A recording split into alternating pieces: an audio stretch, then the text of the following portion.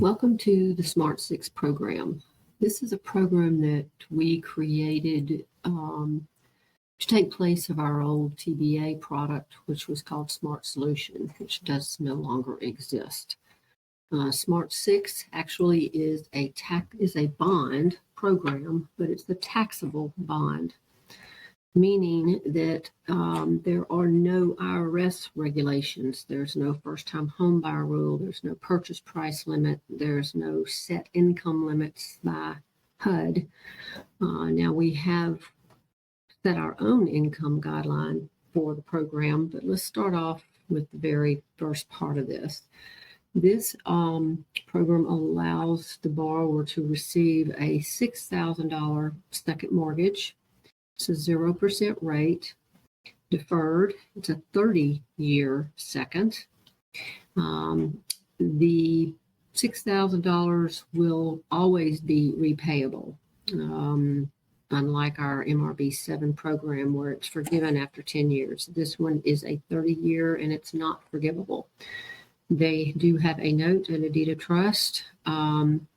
The $6,000 will be repayable to Home Corporation under various events: sale, or refinance, non-occupied, or if they have paid off their first mortgage loan. So anytime any of those actions occur during the 30-year term, the $6,000 is repayable to Home Corporation. Okay. The $6,000 second is to be applied towards the borrower's closing costs and down payment. We allow you to charge up to a 1.5 origination fee, any other allowable standard closing costs.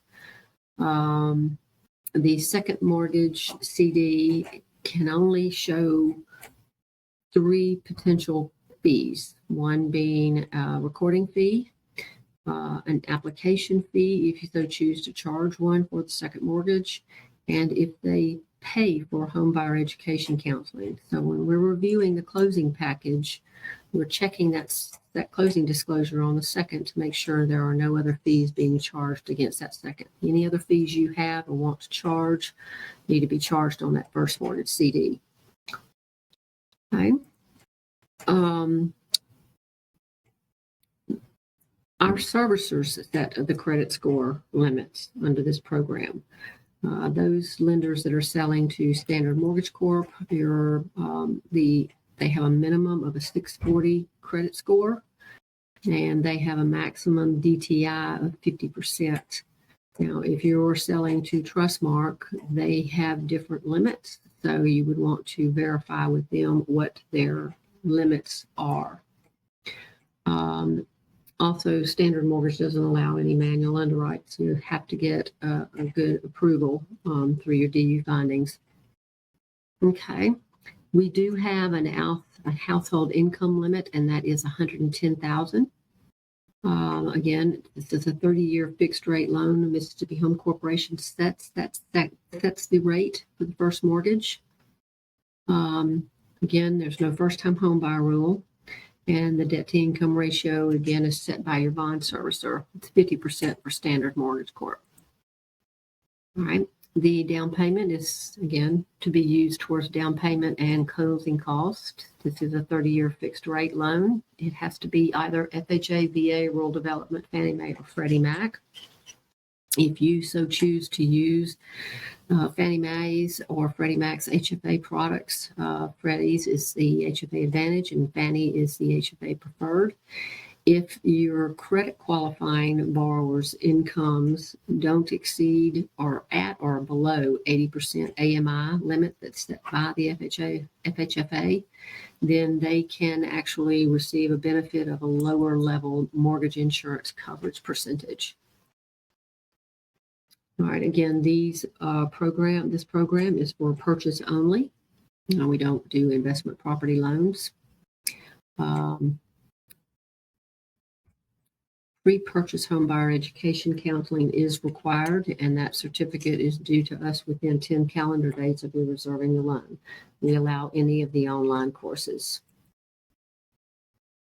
Again, we talked about the products and specifically no manual underwrites. This is actually specified towards Standard Mortgage Corp.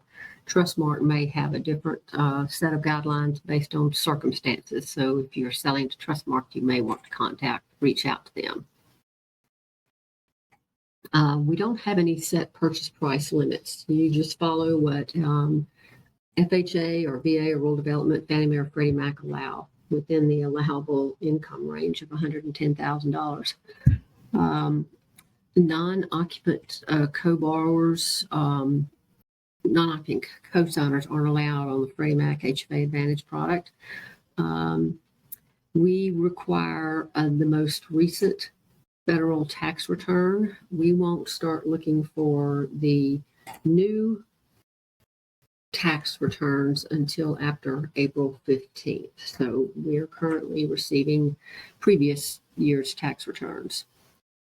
We do allow, we allow you to use a 1040 if you can't can't get your hands on the transcript. If you use a 1040, we require a wet signature on that document. If you have an 18-year-old or older that's in the house that's got a part-time job, but they're full-time students, then if that's the case, we have a full-time student statement, and we don't count that income into the household income if they are full-time. We would ask for a copy of their school transcript to verify that they're full-time.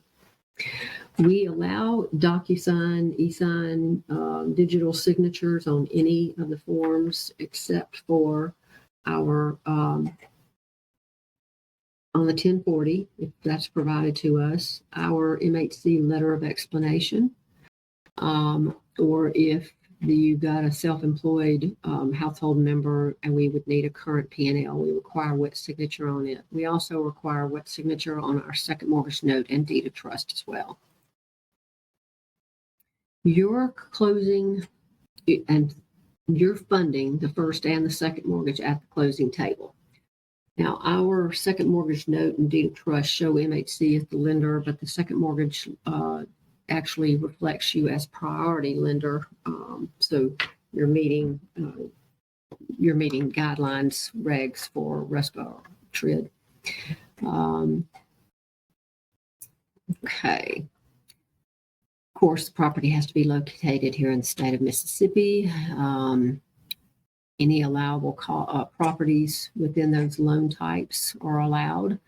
Manufactured housing we allow. Again, you want to verify your servicers, any servicer overlays that may be applicable. We ask for each lender to at least have 2 admins. So in the event you've got a user that gets locked out, you can reset their passwords. You're setting up your users in the system, or your admins are setting up users. Okay, the reservation system, you're reserving just the first mortgage. The second mortgage is automatically locked. Once you do that, then you would print the forms, get them executed, and then upload them to our system. You're preparing the 1003 and the first and second LE and CD in your name. After locking the loan with Home Corp, you need to turn around and immediately lock it with your servicer. You're uploading required documents, and you would just follow our checklist. We'll go through that in a moment. We require at least a 3 business day turn time. If there happen to be any conditions, we're going to add another 3 business days to that turn time. Anybody that, whoever's reserved the loan, the email that's set up against that user, that user is the one that's going to receive emails regarding the status on the loan or conditions.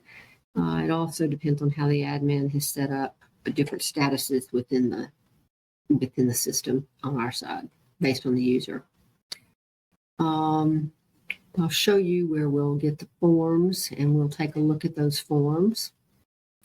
I talked about wet signatures and approvals. And then we get into the online reservation piece. We'll go through that as well.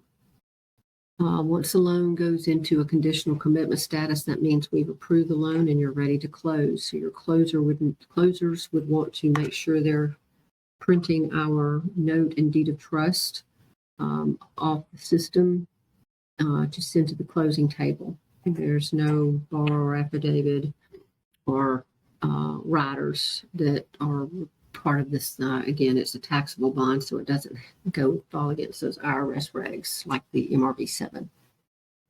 Okay. All right. You can reserve loans Monday through Friday from 9 a.m. to 11:30 p.m. Once the loan's reserved, then you can access the system on loan 24/7. Passwords, they expire every 90 days. So you may want to keep up with that and reset your passwords as your time frame is running out. Okay. The Smart6 program, you can use, which is not referenced on this page, but you can use the MCC program. You can use the HAT, Housing Assistance for Teachers program as well. So there's potential for the $6,000 on the second, and then potentially up to another $6,000 on the Housing Assistance for Teachers, as long as there are available funds for that program and they qualify and meet those guidelines. If you are using MCC and Smart6, the MCC IRS regs are going to be what you're going to follow. So you would still have the IRS first-time homebuyer rule. There would be purchase price limits, and there would be income limits based on the county and number of persons in the household. IRS trumps everybody. So if you're putting those two programs together, you need to remember you've got to follow IRS reg for the program. Again, the locks are good for 45 for new existing or 120 days on construction. You can check our rates daily. We set those rates daily. Again, at 9 a.m., the rates may reset. So make sure before you're disclosing a rate to a borrower, you're ready to reserve that loan based on the rate that you're quoting them that day. Okay. Let's see. Okay, we went through the rate, time frame, and the locks. There's no reservation fee for this program. Now, if you're using the Smart6 with MCC, there will be a $300 reservation fee for the MCC portion of the loan, and you would pay that fee online under the Lender Resources link. There's a pay program fee if you want to do an extension on the loan or to pay the MCC fee if you're putting it with Smart6. Closing guidelines. Y'all are again printing our second mortgage note and deed of trust under the print form section. In order for us to reimburse you for the $6,000, the post-closing department must upload copies of the first and second and seller CDs. You must upload a copy of the recorded deed of trust, follow up with the original. You must mail us the original note and your lender's wiring instructions. Once we receive those documents, then we can begin the process to reimburse you. We would change the loan status to a purchase certification and then begin the wire process, which our accounting department requires 2 business days to turn those around. Once we've issued the wire and we receive a confirmation back from our bank, wire confirmation, we will then post that on the loan under the Manage Documents section, so you can print your wire confirmation from that point on. Okay. Again, I've already talked about changing the status to a purchase cert on the closing, post-closing documents. Once we get those documents, then we start that process of reimbursing the lender. This is a copy of the form list. We'll get into it and we'll take a look at the documents. You won't have option to open up a conditional commitment unless a loan is actually in a committed status and we've approved it. You wouldn't be able to download a purchase cert until it goes into APC status. This is just a screenshot of a loan that happened to have gone through all those steps. Okay. Final is if you have any questions regarding a loan for compliance guidelines, underwriting guidelines, income calculation, please contact Major Patton or any of the single-family underwriters. Macy Carney can help you with any system issues you may have navigating our new system. Okay. Okay, now we're going back into our website. Let me get my mouse set properly. 1 second.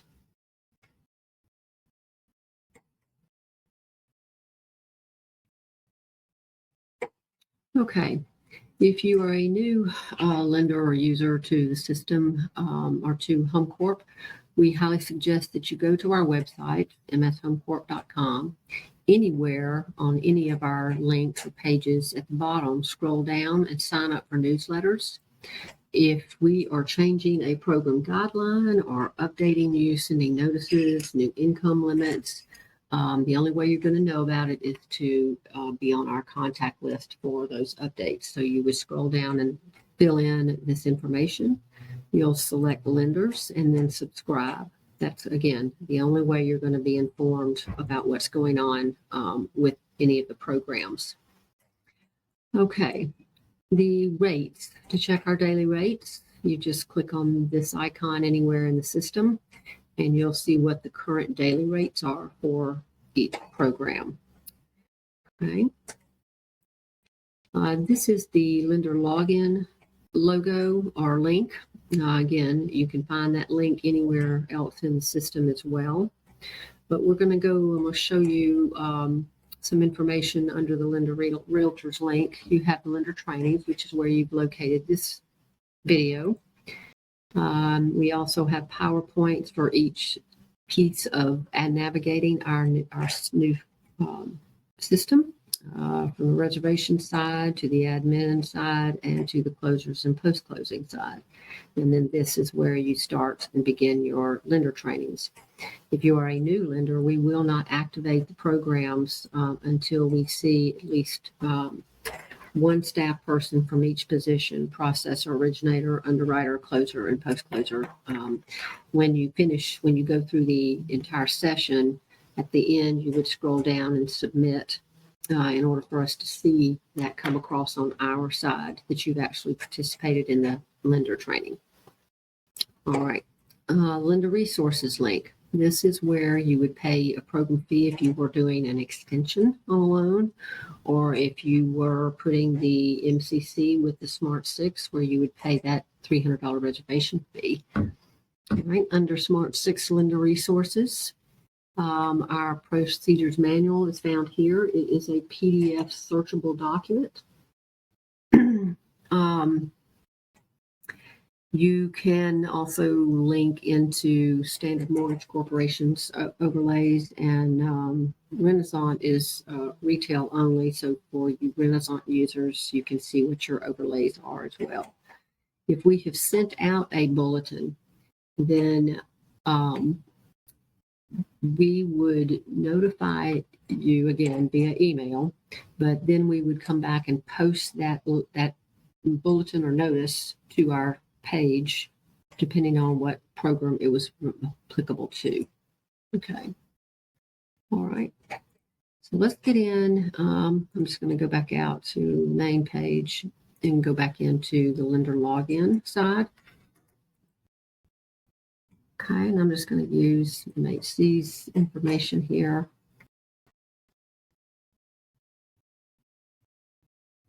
Bear with me.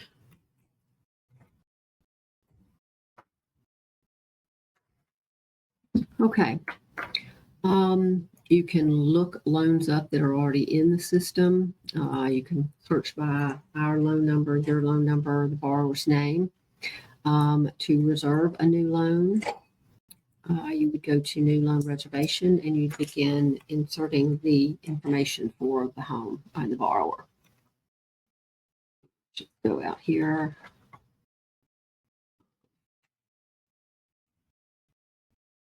Dummy and a social security number.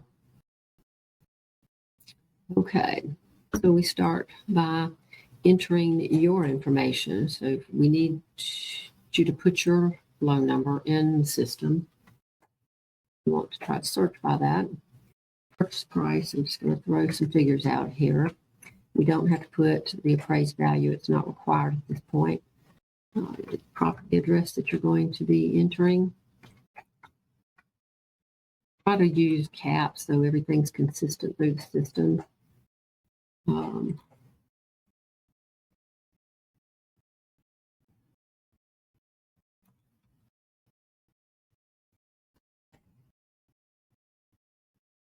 Okay. County, you can just click into the drop down, put in the first letter of the county name to get you to that part of the table. Census tract doesn't appear to be a required field, but it is. So if you don't have the census tract, just throw any number in there. The next field is defaulting to a home buyer in a target area. No. The majority of what we do is non-target, but if it happens to be target, then change this information here. So the year built of the home, one unit. The system defaults to single family detached, but you can click on the down button and select something else if it's applicable. Construction, you need to put, I'm just going to put, that's not new. If it was in 2000, let me just put into this existing. Loan purpose, you must have a loan purpose, and it's always for purchase. You see other options, but purchase is the only one applicable. And how many persons within that household. All right, and then I'm going to go through entering data here. Present address is it's a rental, and how many years you've been renting. You would want to put in the address of that previous home or your current place of residence. Here.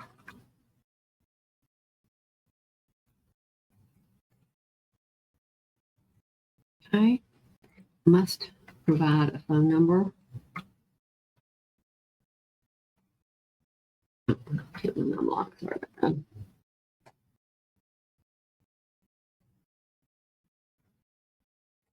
Okay. Must have an email address.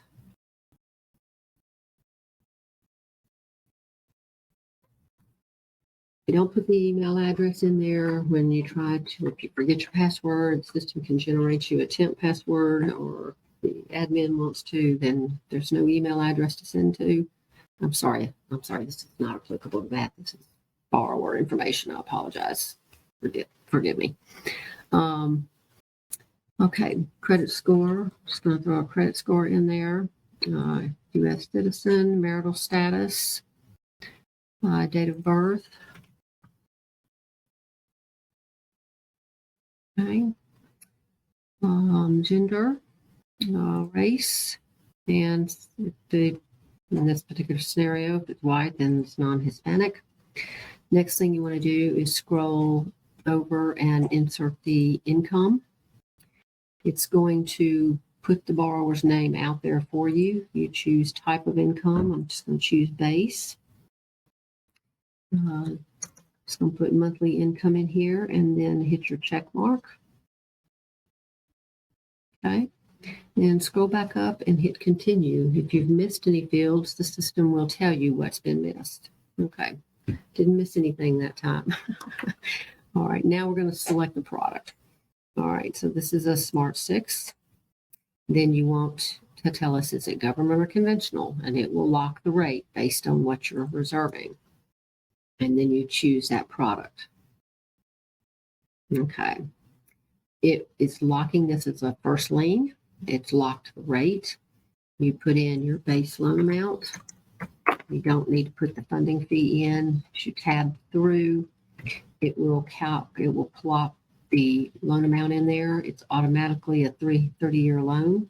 You want to calculate the principal and interest and select your loan type. Okay.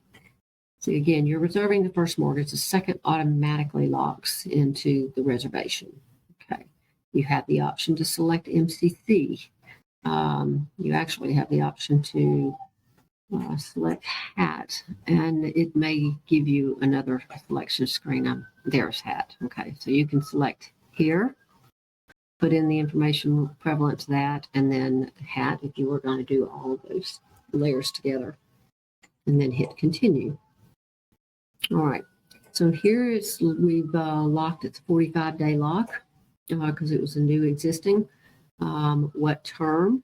I mean, what the loan amount is and what rate. Now, this is not your reservation. It does not get reserved until you hit submit. Okay. So once you hit submit, you can't modify the reservation, right? You could have gotten out of the system and come back in and done some modifying until you hit submit. It won't truly lock the loan. All right. Print forms would be your next step. Okay. You have the option of printing individual forms or printing the document set.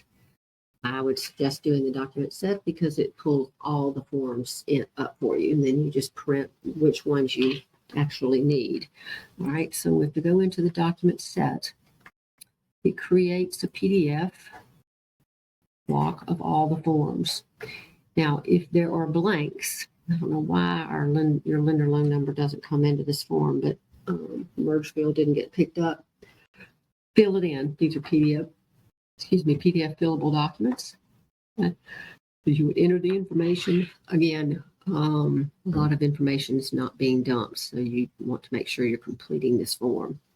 And then it's signed by your borrowers. It's showing you when it was reserved and what rate was locked as well. All right, this is the checklist. The reservation form consists of just the confirmation, and that you'd have to print it separately, and then that rate commitment form, which was the first form we looked at. Please include your contact name and your phone number here. That way, if we have questions, we can contact you. And this is the meat of the package that consists of all the documents that we would require in order to review the loan for approval. If we approve the loan, the status changes to a conditional commitment status, and then it goes into a closed doc pending status. Once it's gone to commitment, then your closers can print your note and deed of trust, our note and deed of trust for the second. Okay. To get reimbursed after the loan closes, once these documents are uploaded or mailed, for example, the note, then we can start the process to reimburse you, giving you the information on where you send these documents. Second mortgage docs come to Mississippi Home Corp for both our bond and MR and Smart6 programs. First mortgage documents go to your servicer. We have a second mortgage application, so it's pretty much filling out most of the data for you. You just tell us, again, select what loan type it is, provide the information that's being requested for that type, have the borrowers execute. This is the income calc worksheet. It's a little more detailed than the mortgage revenue bond or MCC programs, but just complete the information into the blanks, carry it over, and give us a total annual household income figure. And it's executed by the lender. Okay, the notice to the borrower. This is the second mortgage disclosure. It outlines the events of default, or what would constitute or the events that for repayment to Home Corporation. Again, if the loan is sold, home is sold, first mortgage loan is refinanced, non-occupied, the home's non-occupied, or if the buyer has paid off that first mortgage. And again, this is a 30-year term. Always will be repayable to Home Corp. We do require an occupancy statement, an income tax statement if necessary. If they did not file a tax return, we would also want a letter of explanation, and we would ask for a record of no filing from the IRS if they're an applicable age. This is that full-time student statement I spoke about. If someone's in the house that's 18 or older that's a full-time student and they happen to be working, we won't count their income as long as we have this document and a copy of their school transcript. Employment income. This is just stating that someone's presently unemployed, giving information regarding that. A cosigner or non-occupant statement. It's pretty self-explanatory. Child support statement. If we see the application has dependents, different last names, or someone's marked single with dependents, first thing we're going to ask for is a copy of the divorce decree or a court order if that's applicable. If they are aren't receiving child support but are supposed to, then they would provide this statement also with a letter of explanation stating that even though the courts have deemed they're supposed to receive child support, they're not receiving it. If that's the case, then we won't count it into the household income. Non-borrower statement, someone in the home. It's just saying that if they're not obligated on the note or are currently separated from the purchaser, again, you're either married or you're not. And if there's a separation between the two, we still must count that person's income and require their tax returns, BOE, pay stubs. Okay. Letter of explanation. If there is going to be one, then it has to be on our form, and again, with a wet signature. Attorney information form, pretty self-explanatory. We want to track who the settlement agents are. All right, change form. If you are wanting to do an extension on the Smart6 program, give us a new closing date.